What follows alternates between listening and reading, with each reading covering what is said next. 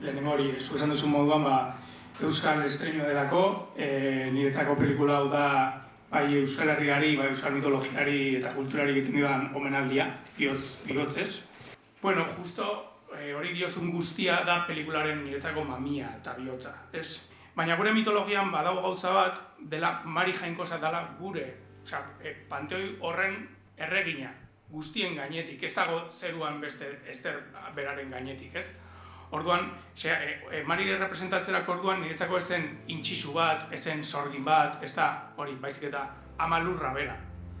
Euskal mitologian badago esaldi bat, Euskal izena duen guztia bada, edo izena duen guztia omen da, guk bada aukeratu dugu direlako, ez omen direlako, baizik eta direlako.